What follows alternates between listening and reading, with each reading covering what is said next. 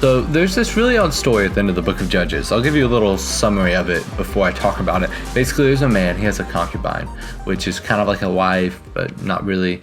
And the woman leaves her master or husband, and she goes back to her father. Well, the man that was in this relationship with this woman went to his father-in-law's house and stayed there with him for a few days. After staying with him for a few days, he decides to leave, but he does so unwisely. He leaves in the evening and he goes and stays in this town with a lot of thugs in it. Long story short, his concubine is killed, A, because he's not really a great man, and B, because he's made an unwise decision and she took the brunt of the consequences.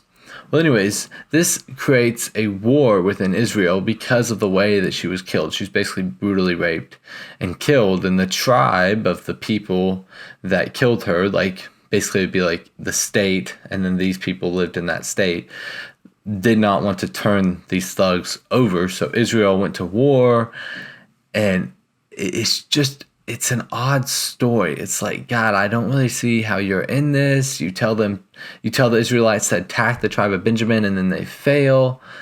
But I think the thing that we need to realize about the book of Judges is the book of Judges, it says this phrase a lot, but this is it. Judges 21:25. In those days, Israel had no king, and all the people did whatever they saw that was right in their own eyes. The thing that I want you to catch is, as we continue to read through the Bible and get into Samuel, the people then want a king, and Samuel advises against it. He does not want them to have a king. And then as we go through Chronicles and Kings, we see that a lot of the kings sucked. They were not good people. They really didn't point people back to God. So it's you almost can get a false interpretation of this. Like, oh, if they had a king, then they would serve God well. But I really don't want you to miss what I think this is communicating here. The king is not saying, like, in this, a physical, like, man sitting on a throne.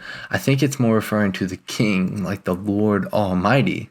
That when nations try to rule themselves by their own instinct, it's not really a beneficial thing. It's going to lead them into astray, into their own selfish desires, trying to do what they see as right instead of what God sees as right. And here's something that is really interesting about this story, is that the people were supposed to be living under the Levitical or Mosaic law.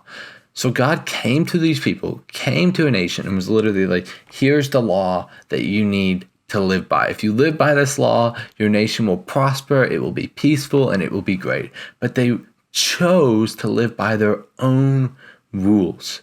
See, the law, we think of it as Christians as like, oh man, who would want to live under the law? How awful is that? I'm so happy that I'm free in Christ. And yes, that is true, and it is a blessing. But I don't want you to miss the idea that the law was really, really good.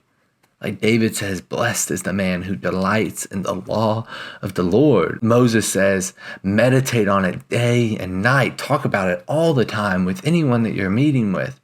The law was good, but these people chose to do it their own way. So my challenge for you is that right now, if you're going through your life doing it your own way, do not expect God to be in the midst of that blessing you.